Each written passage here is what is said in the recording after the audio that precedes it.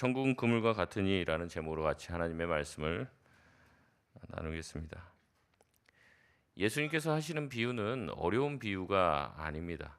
대부분이 다 일상에서 접할 수 있는 내용을 가지고 예수님은 비유를 드십니다. 공중에 나는 새를 보라라고 하실 때 아마 그 말씀하시는 순간에 예수님 보는 눈앞에서 새가 지나가지 않았는가라고 신학자들이 이야기합니다.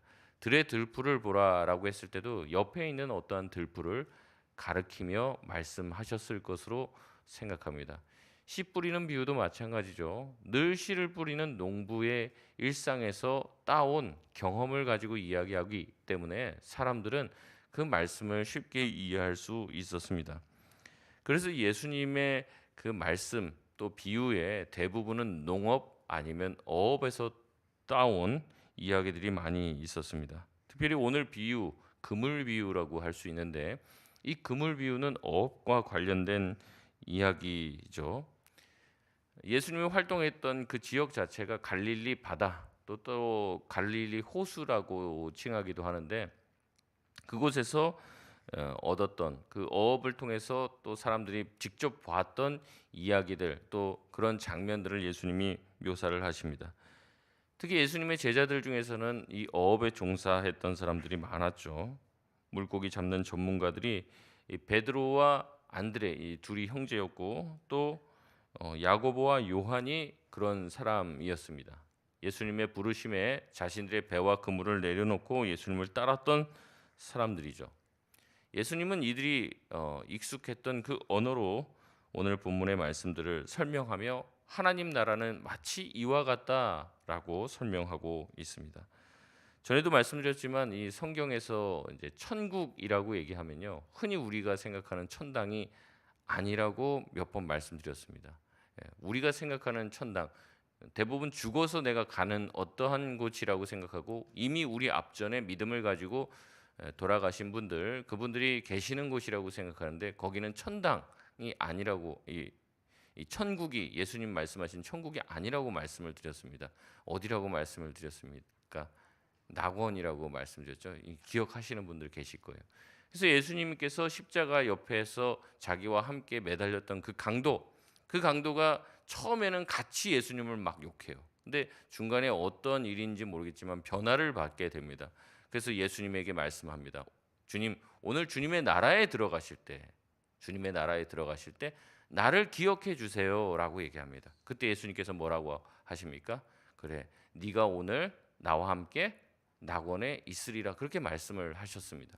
그렇기 때문에 우리가 정확하게 거기가 어디인지 알 수는 없지만 우리가 죽어서 가는 곳이 하나님 나라라는 것은 아니라는 거예요. 아직은 낙원이라고 하는 어떠한 곳에 우리가 있게 된다는 겁니다. 그러면 도대체 천국이라고 말한 예수님께서 천국이라고 하는 말은 무슨 말이냐? 보통 그때는 이제 하나님이라는 말을 이제 쉽게 하지 못했습니다. 왜 그래요? 이제 하나님이라고 말하면 그게 신성 모독이 되는 거예요. 하나님의 이름을 함부로 부르면 안 돼요. 그래서 우리도 예전에 어떻게 했습니까? 하나님이 이제 하늘님 거기서 왔다. 하늘에 계신 어떤 분. 그래서 하느님 이렇게 쓴다고 이제 한글 표기를 그렇게 보통 하지 않습니까? 그래서 하늘에 계신 어떠한 분. 그러니까 그분의 이름도 이제 감히 부를 수 없었기 때문에 이제 하늘에 계신 분. 그리고 이제 구약에서도 그렇고 성경에서도 그렇지만은 하나님 이렇게 쉽게 부를 수 없었기 때문에 그냥 하늘에 계신 어떠한 분 이렇게 표현을 했기 때문에 하나님 대신에 하늘이라는 단어를 많이 썼단 말이죠. 그래서 어떻게 합니까? 하나님이 계시는 하나님의 나라는 어떤 나라요? 하늘나라 이렇게 부르게 된 겁니다. 그거를 이제 한문으로 가지고 오면 어떻게 됩니까? 하늘천에 나라 국자를 써서 천국이게 되는 거예요.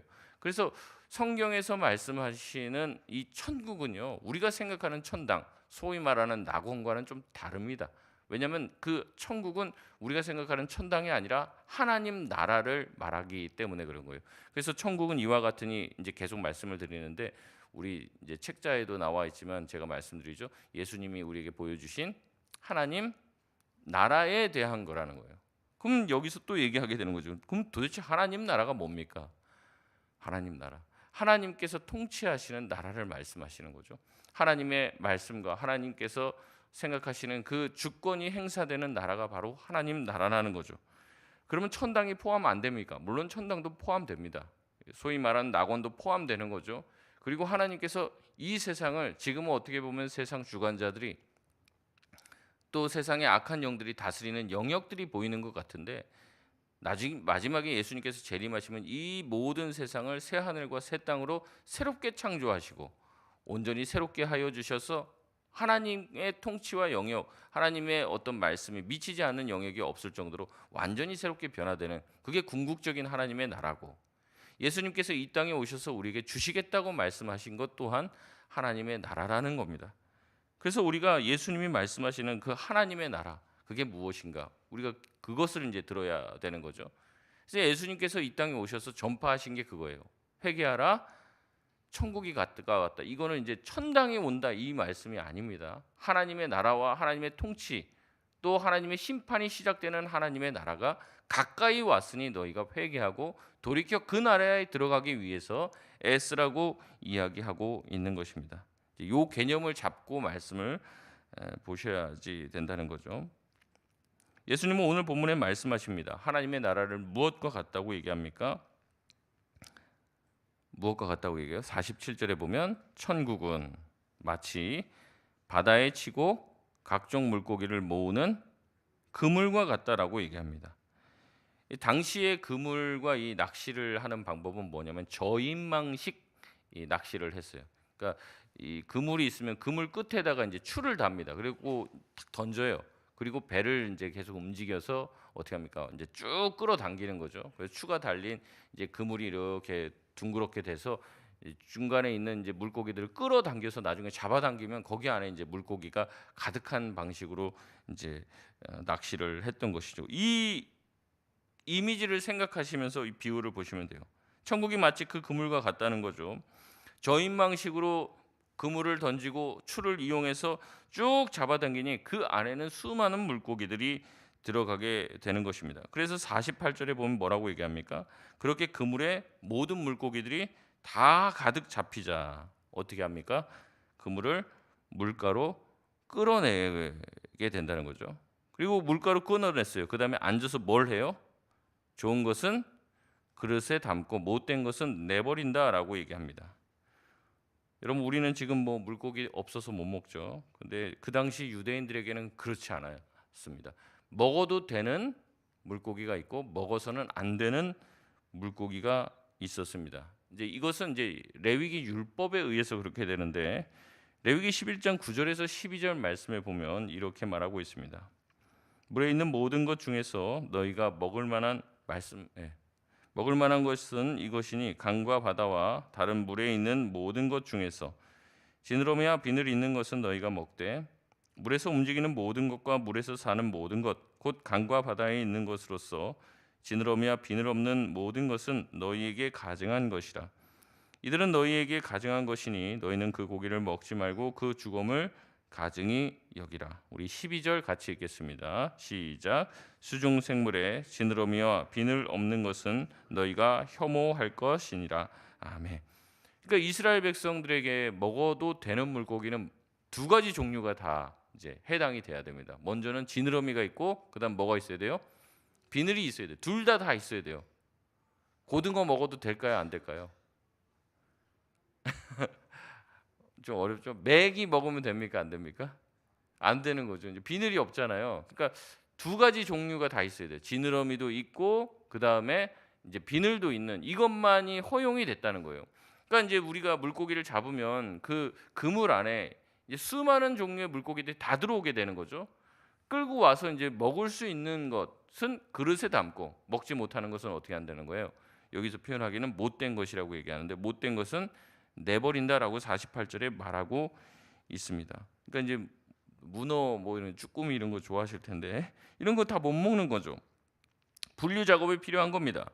예수님께서는 하나님의 나라가 마치 이와 같다고 얘기합니다. 세상 끝은 이와 같다고 말씀하시는 것입니다. 49절 말씀에 이렇게 얘기하죠. 세상 끝에도 이러하리라. 천사들이 와서 의인 중에서 악인을 어떻게 합니까? 갈라내게 된다는 거죠. 분류 작업을 한다는 겁니다. 잡을 때는 다 같이 잡아요. 그러나 잡고 난 후에는 반드시 그 안에 좋은 고기와 나쁜 고기, 좋은 고기와 가증한 고기가 함께 있기 때문에 그것을 분류하는 선별 작업을 한다는 겁니다. 처음에는 다 섞여 있죠. 가득 채워졌기 때문에 땅으로 끌고 올라옵니다. 그러나 끌고 올라온 다음에는 반드시 분류 작업을 한다는 거죠. 세상 끝에도 이루어리라, 천사들이 와서 의인과 악인을 갈라내게 된다는 겁니다. 천사들이 어떠한 기준을 가지고 의인과 악인을 갈라내게 되는 거예요. 다 보면은 그물로 잡힌 사람들 보면, 그물로 잡힌 물고기들을 보면은 다 어떻게 보면은 낚시를 통해서 다 먹을 만한 물고기인 것 같지만 분별 작업을 하다 보면은 먹어도 되는 물고기, 먹지 말아야 될 물고기도 있다는 비유를 통해 믿음의 공동체 안에, 또 그 당시에 유대인들 안에서도 다 하나님의 자녀라고, 하나님의 선택된 백성이라고 하지만 그 안에는 누가 있다는 거예요. 의인도 있고 하나님의 자녀도 있고 또한 악한 자들 또한 같이 함께 있다는 것이죠. 여러분, 이와 같은 비유를 아마 들으셨을 거예요. 이와 같이 유사한 비유가 바로 가라지 비유입니다. 가라지 비유에서 어떻게 얘기합니까? 이제 주인이 와서 곡식을, 밀을 뿌려 놓죠. 알곡을 뿌려 놓는데 거기에 저녁에 누가 옵니까? 원수가 와서 거기 가라지도 같이 뿌려 놓는 거예요. 그래서 나중에 보니까 이 알곡과 가라지가 같이 자랍니다. 이제 하인들이 와서 가라지를 뽑을까요? 얘기하니까 그냥 주인이 두라라고 얘기합니다. 추수 때까지. 두는 이유는 무엇입니까? 가라지를 뽑다가 알곡도 상하게 될까봐, 알곡을 위해서 가라지를 그냥 두라고 얘기하는 거죠. 마지막에 추수 때가 되면은 알곡은 창고에 들이고 가라지는 다 뽑아 불태우게 될 테니까 그냥 두라고 이야기합니다. 그리고 오늘 이 그물 비유가 나오는데 유사하지만 강조점이 달라요. 앞에서 가라지 비유의 강조점은 가라지 분별을 하다가 알곡을 다칠 수 있으니 알곡을 위해서 가라지도 그냥 내버려 두라, 이것입니다. 그러나 그물 비유의 강조점은 무엇이냐면 반드시 같이 있다고 해서 결론도 똑같이 이루어지는 것은 아니라는 거예요. 그물로 다 같이 잡히지만은 마지막에 가면 반드시 어떤 작업이 있게 된다는 거예요. 분별하는 작업이 있다는 거예요. 요거를 강조하는 겁니다. 잡을 때는 다 같이 잡아요. 저인망처럼 다 끌고 와요. 그래서 다 동류인 것 같습니다. 그러나 끌고 오면은 반드시 어떤 작업이 있게 되는 거예요.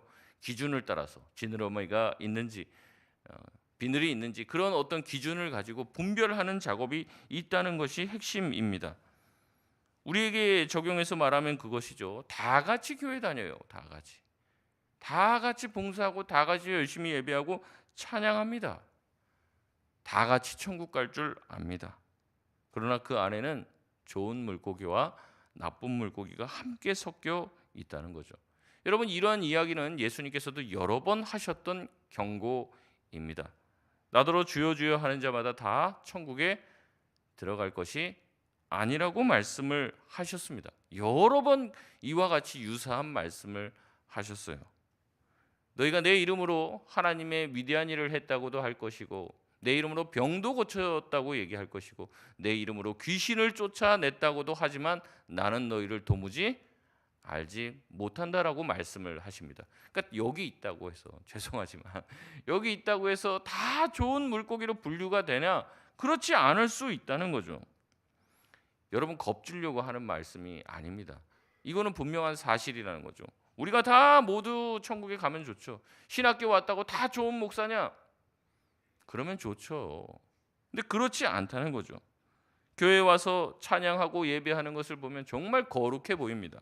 형식적으로는 주님을 찬양하고 보기에는 좋은 신자 같아 보입니다. 스스로도 생각하기에 천국은 따놓은 당상이라고 생각하지만 실제로 마지막 날에는 어떻게 돼요? 하나님께서 자신의 사자들을 보내셔서 분류 작업, 선별 작업을 한다는 거죠. 어떤 사람은 자기가 좋은 물고기인 줄 알았는데 나쁜 물고기, 버려지는 물고기로 분류가 되게 될 것입니다. 어떤 물고기는 나는 정말 천국에 들어가기 어려운, 나는 하나님의 나라에 들어가기 어려운 어떤 존재라고 생각했는데 좋은 물고기로 분류가 되게 된다는 거죠. 물고기에 잡혔다고 해서 다 좋은 물고기가 아닙니다. 교회 다녀서 교회 오랫동안 다니고 여러 가지 봉사를 한다고 해서 다 하나님의 자녀 천국에 입성할 수 있으면 좋죠. 그러나 다 들어가지 못한다는 이 안타까운 말씀은 우리에게 충격으로 다가오게 되는 것입니다. 그러나 이 말은 제가 드리는 말씀이 아니에요. 2000년 전에 이 땅에 오셔서 실제로 말씀의 사역을 하신 누가 하신 말씀이십니까? 예수님께서 하신 말씀입니다. 이것이 우리에게 경고가 되어야 되고, 이미 예수님이 나중에 말씀하실 거예요. 내가 몇 번을 그렇게 말했냐. 반드시 분별 작업이 있게 된다라고 말씀을 했다는 것이죠. 여러분, 실제로도 마찬가지죠. 우리가 봤을 때 정말 좋아 보이는 목사님, 정말 훌륭한 목사님들이 나중에 어떻게 돼요? 어쩌면 저럴 수가 있느냐. 그래서 많은 사람들에게 상처를 주고 실망감을 줍니다. 심지어 그 죄에 어떤 무게가 너무 커서 감옥에 가는 목사님들도 있어요. 물론 본인들은 억울하다, 누가 나를 모함했다라고 하지만 법의 체계가 그렇게 쉽게 속아 넘어가게 되는 것은 아닙니다. 자신이 지은 죄들이 있기 때문에 그 죄에 대한 대가를 치르게 되는 것입니다. 감옥에 가는 목사님들이 과거처럼 복음 전하다, 예수님 붙들다가 그러다 감옥 가는 건 아니지 않습니까? 대부분 형법이나 위법한 행위 때문에 감옥에 들락날락 거리게 되는 거죠. 여러분, 목사들만 그렇게 감옥 가나요? 그렇지 않습니다. 많은 성도들이 예수님을 믿는다고, 하나님 찬양한다고 얘기하면서도 입에 담을 수 없는 일들로 언론에 오르락내리락 거립니다. 막 붙잡혀갖고 어디 끌려가는데 막 이제 나중에 막 나오는 거죠. 막 뭐 교회 다녔고, 뭐 교회에서 사기쳤고, 아예 그냥 타이틀이 그래요. 뭐 어떤 교회, 뭐 강남의 어떤 교회, 뭐 몇십억대 뭐 사기 뭐 연루됐고, 거기서 뭐 이렇게 다단계 뭐 이렇게 하다가 교인들 뭐 대부분이 거기 다 딸려 들어가고 사기를 당해갖고 뭐 교회가 들썩들썩하게 되는 것이죠. 교회를 왜 다니는 겁니까? 예수를 왜 믿는 겁니까? 우리가 볼 때는 겉으로는 잘 몰라요. 다 하나님을 사랑하는 것 같고 예수님 위해서 사는 것 같아 보입니다. 그런데 어떻습니까? 마지막 날에 분별하는 때만 알게 되는 게 아니라 살다 보면은 알게 되는 것도 많이 있는 거예요. 우리야 예수 믿는 사람들이니까 그런 모습 보면서 아, 그래, 교회 다녀도 아직 부족하고 성화되지 않은 모습이 있지, 아직 훈련되어야 되는 부분이 있어라고 우리는 우리 편에서 생각해 줍니다. 그러나 교회의 적대적인 사람들은 이런 사건 딱 나오면 아주 벌떼처럼 달려들어요. 막 옳다커니 막 내가 그럴 줄 알았다 얘기를 하면서 달려들어 막 교회를 망가뜨리고 하나님의 이름을 모독하는 말들을 쏟아냅니다. 이런 사람들의 범죄의 소식들은 전도의 문도 막아버리게 되는 것이죠. 여러분, 교회 안에서도 마찬가지입니다. 다 하나님의 자녀인 것 같고 주님을 위해서 사는 것 같은데 얼마나 거짓과 시기와 다툼과 분열이 이곳에 있습니까? 공동체를 해체하고 사람들에게 상처를 주고 서로 간을 신뢰하지 못하게 하는 일들이 우리 내면에 있는 죄성을 통해서 발현되는 것이 바로 교회입니다. 자기가 죽어야 된다고 그렇게 말을 하고 말을 듣잖아요. 그런데도 자기 주장을 멈추지 않습니다. 뭐 이러면 교회 안 나오고 저러면 교회 안 나가겠다, 교회가 여기뿐이냐, 이런 생각들을 하고 있는 게 바로 저와 여러분입니다. 우리가 정말 하나님이 마지막 날에 우리를 좋은 물고기, 나쁜 물고기로 분류하신다면 저와 여러분은 어디로 분류될 것 같습니까? 우리가 이것을 하나님의 말씀으로 듣고 마음의 경종으로 삼아야 될 것인데 아니에요. 이 세상이 영원할 것 같고 내가 여기에 있는 것이 영원할 것인 줄 생각하고 마지막 날 반드시 분별 작업이 있을 것이라는 것을 까마득히 잊고 산단 말이죠. 제가 늘 말씀드립니다. 내일 만약에 주님이 오신다, 재림의 신앙이죠. 오늘 오후에 만약에 주님이 오신다, 그럼 여러분 어떻게 살겠습니까? 아마 지금이라도 당장 나가 믿지 않는 우리의 가족들, 믿음이 없는 우리의 친구들에게 찾아가서 복음을 전할 것이에요. 정말로 내일 주님이 오신다고 나에게 알려주셨다면. 근데 우리는 태평합니다. 왜 그래요? 오실 것이라는 것을 별로 의식하지 않기 때문에 그렇습니다. 선별 작업이 있을 것이라는 생각들을 하지 않는 것이죠. 내가 저렇게 막 교인들과 싸우고 분내고 성내고 막 원망하고 질투하고 싸납게 싸웠어요. 그 다음에 주님 오시면 어떡할 거예요? 내가 좋은 쪽으로 분류가 될 것 같아요? 여러분, 오늘 이 말씀은 누구에게 하는 말씀입니까? 나를 향한 말씀이에요. 내가 생각하는 어떠한 타인이 아닙니다. 나입니다. 나. 제가 말씀드렸죠. 저는 이 설교 준비해서 항상 저 먼저 생각을 합니다. 저는 하나님 좋은 물고기입니까? 신학교 가니까 그렇더라고요. 다 예수님 믿고 뜨겁고 주님 사랑하는 게 아니라 말 대화를 하다 보니까 예수님을 안 믿어요. 안 믿어. 전도사님인데도 안 믿어요. 신학교 가서. 목사님들 보면서도 저분이 정말로 하나님을 믿고 두려워하는 분인가 이런 생각들이 드는 분들이 있어요. 근데 그런 생각을 들으면서 그분 정죄하는 게 아니라 나는 어떠한가 이 생각이 드는 거죠. 나는 어떠한가. 내 안에도 하나님 믿지 못함, 불신앙이 있지 않나? 예수 잘 믿으라고 얘기하고 전한 후에 내가 버려지지는 않을까? 이런 두려움이 제 안에 있다는 거죠. 천사가 와서 분류 작업을 합니다. 분류 작업을 할 때 무엇을 따라 분류하겠습니까? 물고기를 분류하는 것과 똑같아요. 여러분 물고기를 분류할 때 어떤 기준을 따라서 분류한다고 했습니까? 레위기의 말씀을 기준으로 분류한다고 해요. 그럼 결국에 우리 또한 분류할 거예요. 중간지대는 없습니다. 우리 대부분 다 중간지대죠. 막 내가 막 천국에 들어간다 확신을 가지고 있다.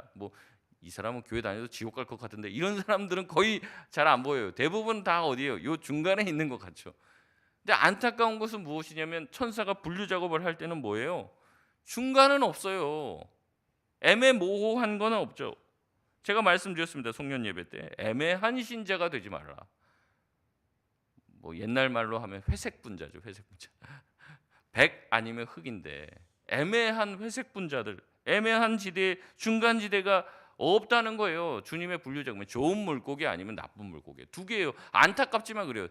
목사님 왜 이렇게 참 속이 좁으시나 이게 아니라 하나님의 기준에는 좋은 물고기 아니면 나쁜 물고기 둘밖에 없는 거예요. 양 아니면 염소죠. 이게 둘이 이렇게 같이 붙어 있는 하이브리드 양 이런 건 없습니다. 둘 중 하나예요. 우리가 그것을 모르는 게 아니에요. 알고 신앙생활을 합니다. 그러면 우리가 양쪽의 편에 서야 되잖아요. 우리가 좋은 물고기로 분류될 수 있는 정말 좋은 신자, 예수님의 뒤를 쫓는 신자가 돼야 되잖아요. 그것을 위해서 우리의 기도 제목을 가지고 기도해야 될 것인데 우리는 애매한 위치에 있고 그것으로 만족할 때가 많이 있습니다. 이 정도 하면 됐지 뭘. 이 정도 예수 믿으면 됐지. 너무 세게 믿는 것도 아니야. 적당히 너무 예수에 미쳐 광신적으로 되면 문제가 더 생긴다. 근데 예수님을 정말 제대로 믿어서 문제가 생겼다는 분들은 거의 못 봤어요. 잘못 믿으니까 문제지. 예수님은 비유를 통해 말씀하십니다. 그물에 잡혔다고 다 먹을 수 있는 고기는 아니다. 나중에 분류하여 못된 고기는 버리는 것처럼 하나님 나라도 이와 같다라고 말씀하십니다. 이와 같다. 말씀의 기준으로 마지막에는 분리수거가 일어난다는 거예요. 분리수거. 말씀에 붙잡힌 하나님의 말씀, 하나님의 말씀을 붙잡은 하나님의 사람들, 하나님의 자녀들, 예수 그리스도의 말씀을 듣고 예수 그리스도의 뒤를 쫓는 예수님의 참된 제자가 되시길 주의 이름으로 소원합니다. 말씀을 맺겠습니다. 나는 어느 편에 속해 있는가 늘 돌아보셔야 됩니다. 잔소리는 그만하겠습니다. 여러분 늘 자신을 돌아보셔야 돼요. 자기 성찰이 안 되는 신자만큼 안타까운 게 없어요. 남들 보는 시선으로 자기를 보란 말이죠. 남들 욕하고 싶으면 그 기준으로 자기를 보세요.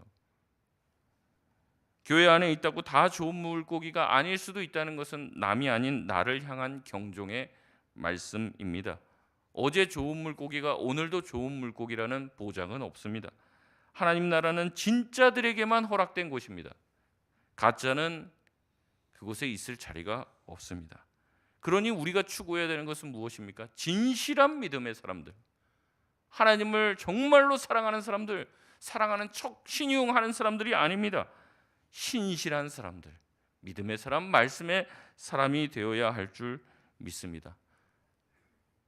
사람은 속아요. 그러나 하나님은 절대 속지 않습니다. 우리가 잘 보여야 될 분은 누구십니까? 오직 하나님 한 분인 줄 믿습니다. 바라기는 우리 교회 모든 성도들이 하나님 말씀에 합한 자가 되시길 바라요. 우리 송파동 교회라는 그물로 하나님이 우리를 이제 낚으신 거죠. 이렇게 모으셨는데 분류하려고 했더니 야, 어떻게 이번에 잡은 물고기들은 다 좋은 물고기네. 다 창고에 드려야겠다. 그런 칭찬을 받는 교회가 되길 바랍니다. 아무도 낙오하지 않고 주님의 나라에서 제외하여 영원토록 주님을 찬양하고 영원토록 주님의 그 혼인잔치에 들어가 주님과 함께 기쁨을 나누고 은혜를 나누고 정말로 우리가 주님 바라보며 최선을 다해 신앙생활하고 예수님의 영광을 위해서 살았습니다라고 고백할 수 있는 믿음의 거룩한 열정에 사로잡힌 저와 여러분 다 되시길 주의 이름으로 소원합니다. 우리 이 시간 말씀을 생각하며 기도하겠습니다.